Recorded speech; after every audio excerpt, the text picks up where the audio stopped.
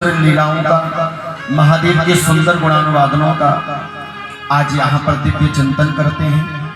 शिव भक्ति अपने जीवन में उतरे, रोम रोम में हमारी शिव भक्ति की पराकाष्ठा और दिव्यतम हो, इसी भाव के साथ मां पूर्णागिरि के पावन पवित्र धाम में, पावन पवित्र धुनी प्रांगण में स्थली पर तिवारी पांडे परिवार समस्त पूर्णागिरि समिति के माध्यम से शिव महाप्राण का यह दिव्य आयोजन हम और हमारे पितरों के मोक्ष की कामना के लिए किया जा रहा है।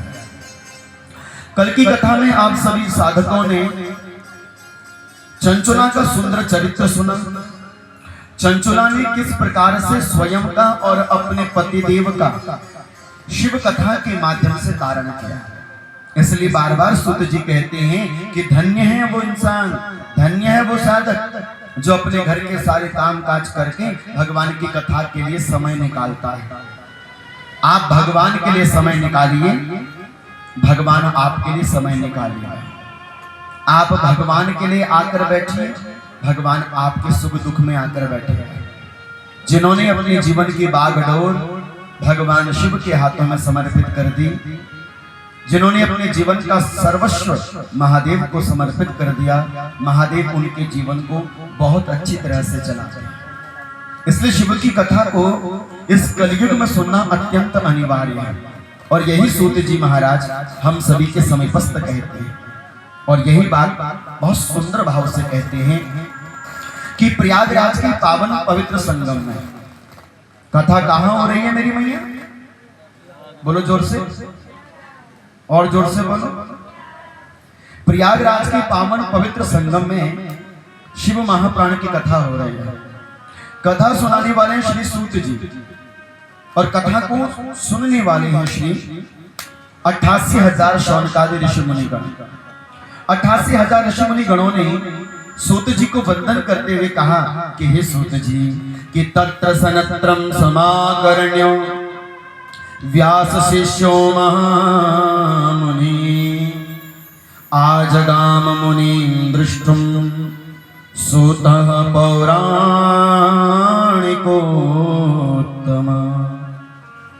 सूत जी को प्रणाम करते हुए कहते हैं कि हे सूत जी, आप श्री वेदव्यास जी के परम शिष्य हैं। वेदव्यास जी ने जितने भी ग्रंथों को लिखा, उन समस्त ग्रंथों में उन्होंने आपको समाहित किया, और जो जो ग्रंथ लिखे सूत जी ने वो सारे ग्रंथ, सारे पुराण आपको सुनाए। आपके मुख से सूत जी हमने अनेक पुराण सुन लिए, लेकिन अभी तक हमने शिव भक्ति को जागृत करने वाला ऐसा कोई दिव्य पुराण आपके मुखारबंद से नहीं सुना जो हमें भगवान शिव की भक्ति दे। सूत जी, हम जानना चाहते हैं कि भगवान शिव की भक्ति कैसे प्राप्त करी जा सकती है। भगवान शिव की भक्ति को प्राप्त करने का सूत्र क्या हो सकता है? भगवान शिव की भक्ति हमें सहज रूप में कैसे प्राप्त हो, इसके लिए हमें क्या प्रयास करना चाहिए?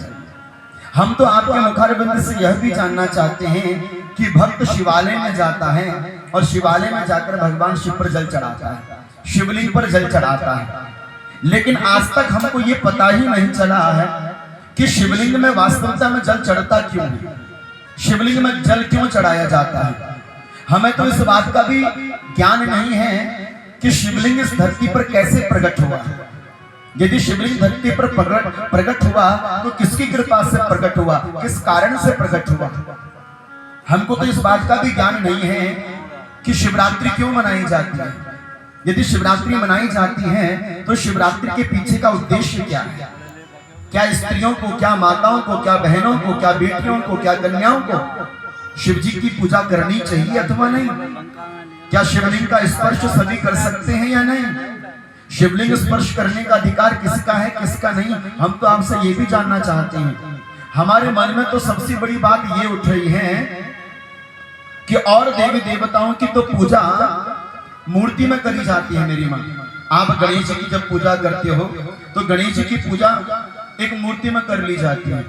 भगवती की पूजा करोगे एक मूर्ति में कर लोगे, लक्ष्मी नारायण भगवान की पूजा करोगे एक मूर्ति में कर लोगे। लेकिन संसार में केवल दो ही चीज ऐसी हैं जो मूर्ति में ना होते हुए पत्थर में करी जाती है। पहला है शालिग्राम और दूसरा है शिवलिंग। प्रेम से बोलो महादेव महादेव। पहला क्या है मेरी मां? शालिग्राम। शालिग्राम किसका प्रतीक है? भगवान श्री नारायण का प्रतीक है। और शिवलिंग भगवान शिव का प्रतीक है, भगवान शिव का सूचक है। अब इन दोनों की पूजा, भगवान शिव की पूजा विशेष रूप में शिवलिंग में करी जाती है। लेकिन क्यों भगवान शिव की पूजा मूर्ति में इतनी क्यों नहीं जितनी पूजा शिवलिंग में करी जाती है? आपसे कोई ये नहीं कहता कि आप मूर्ति में जल चढ़ाइए, आपसे सभी ये कहते हैं कि शिवलिंग में जल चढ़ाइए। तो शिवलिंग में जल चढ़ाने का मूल कारण क्या है? शिवलिंग का प्रादुर्भाव कैसे हुआ? शिवलिंग प्रकट कैसे हुआ? हम तो आपके मुखार बिंदु से केवल इतना जानना चाहते हैं। समाज के बीच में जो आज भ्रांतियां हैं शिवलिंग को लेकर, वो दूर हो जानी चाहिए। शिवलिंग को लेकर अनेक प्रकार के प्रश्न, वाद विवाद मन में उठते रहते हैं, वह दूर हो जाने चाहिए।